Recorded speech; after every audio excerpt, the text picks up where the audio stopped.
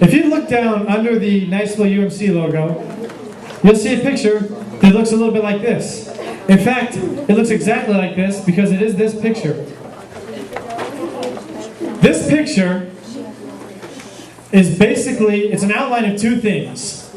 One, it's an outline of the story of the Bible in order from the beginning to the end. It's also a diagram of how confirmation works. So I'm going to explain to you this picture, and then I'm going to give you guys a few minutes. I'm going to have you draw your own version of it on your notes page. Here's how the picture works, right? It's a circle. That's why they're numbered. 1, 2, 3, 4, 5, 6. The picture outlines the Bible is a giant book, right? And it's full of a bunch of small stories that all together tell one big, long, overarching story. This picture kind of outlines what that overarching story is. And then each week of confirmation, every week we're together here, we'll be doing a different little section of this Bible story so that hopefully by the end, you've got a pretty good grasp on how the Bible works so that when you go reading it, you can kind of picture where you are and why things are happening the way they are. So the Bible starts with creation. Oh shoot, I don't have a Bible. Will you run to that? In that bookshelf in the back, there's one. You guys keep yours. I can't believe I'm about to start confirmation class without a Bible. It's a shame. Okay. The first part of the picture is also the first part of the Bible. If you have a Bible, it's creation.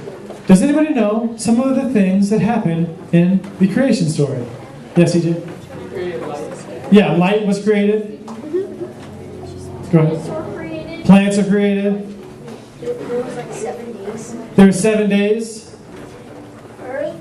Earth. People. Okay, everything was created, right? There were 7 days. How many of those days were spent on the work of creation? How many days did God create? 6. 6. What did he do on the 7th? Rest. 7. So, and also, God uses a little phrase. After everything is created, God says something about it. Does anybody know what God says about things when they're created? And it was good. It was good. So, an important part of the Bible story, an important way to understand the Bible is this. When God created everything, everything was good. There's nothing inherently bad about the created world. When God made the world, God made it good. God made it the way God wanted. When God created the world, everything about the world worked the way it was supposed to work. People's relationships with God were right and perfect. There was no distance. People could communicate with God easily without distraction, perfectly. People's relationship with each other was perfect, right? There wasn't division. There was no reason for people not to be able to communicate. There weren't divisiveness and fights and all that. People's relationships with each other were right. People's relationship with the world itself was right. The world worked the way it was supposed to work. Creation worked properly, people worked properly with each other, and people and God's relationship worked properly. That's the way the world was created. Everything about it was right. Relationships between people were right, relationships between God and people were right, and relationships between people and the world itself were all right. That lasts for this long. If you can see that, that is one page. So that's this much of the Bible story. Everything in this part of the Bible works exactly the way it should. God created it good and right. Everything is right for this long. That's step one. But it's important to remember, God didn't create a world that he hates, right? God didn't create a world that is fundamentally bad. Just because something is physical, it's not necessarily bad. God created things good. However, after one page of the story, you get to the second chapter in the story, which is sin. Does anybody know where that story starts in the Bible? Yeah. Yeah. Yes, Jessica. When Eve bit the apple? Yeah. When he bit the apple, does anybody have anything else to add to the story of how sin entered? Yeah, no? It was a fruit! It was a fruit.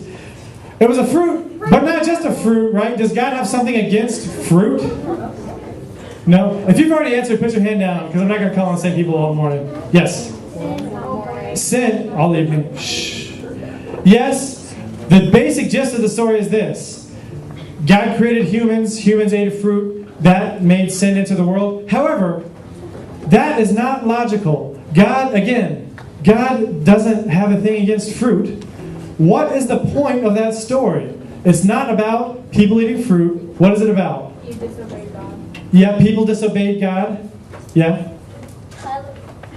God told Adam and Eve not to eat from the tree of life. Yeah. No. God said, it wasn't that there's something inherently wrong with this thing God created. It's that God said, hey, the whole creation is yours. Do what you will with it. However, don't eat the fruit of this tree. Now let me ask you a question. God did not have to do that. God did not have to create a world in which people could choose to do something wrong. Why do you think God allowed for the opportunity for people to do something wrong? Well, you already answered. Yeah, Hannah? Free will, Free will, what's that mean? like to make your own choices. Yeah, that's good. Anybody got anything to add to that? Yeah? Test our faith. Test our faith? Sure.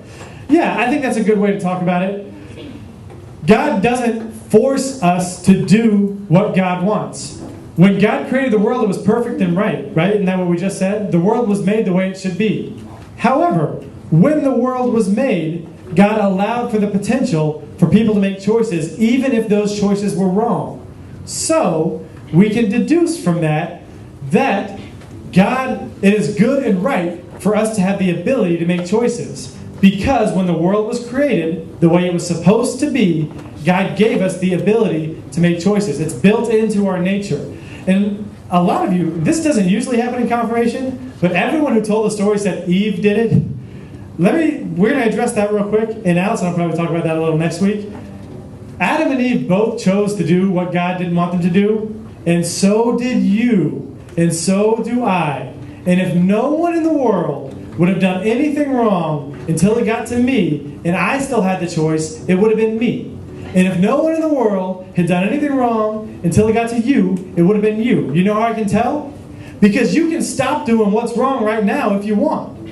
So, if you want to blame it on Adam and Eve, you better dang well not do anything wrong, because you do the same thing that they do, which is disobey God. And so that's the second part of the story. It starts with the choice of two humans, right? Adam and Eve choose to do what God asked them not to do. However, the result of that affects more than just those two people. It affects everything about how the world works. So, for this much of the story, everything about the world is right. People's relationship with each other is right. People's relationship with God is right. People's relationship with the world itself is right. For this much of the story, things are not right.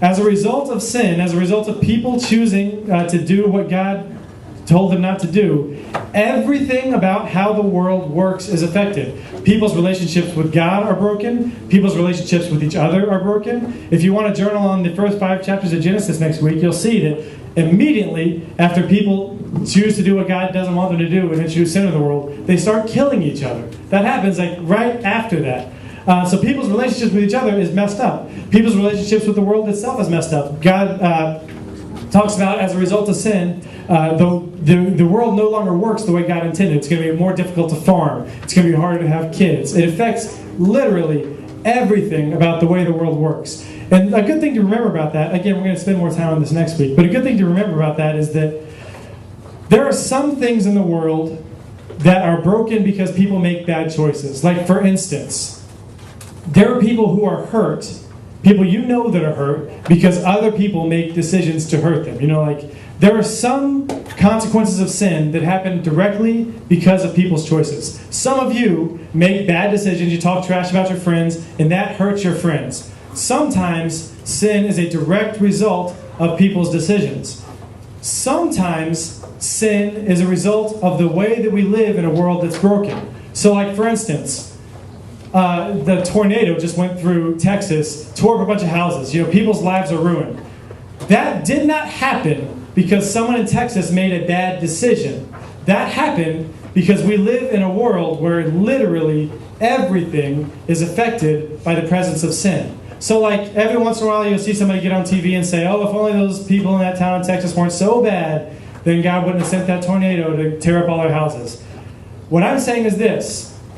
Sometimes the effects of sin happen directly because of decisions people make. If you get angry and punch somebody, you've directly affected them because of that anger that you've had. Sometimes the effects of sin have more to do with living in a world that is broken because of sin. The reason people have diseases isn't usually because they made choices. It's usually because everything about the way the world works, people's relationships with each other and relationships with the world itself, were broken by sin. So sin literally affects everything. That's step 2. It happens for the majority of the Bible. Like the story, the part of this Bible story that we're in starts there.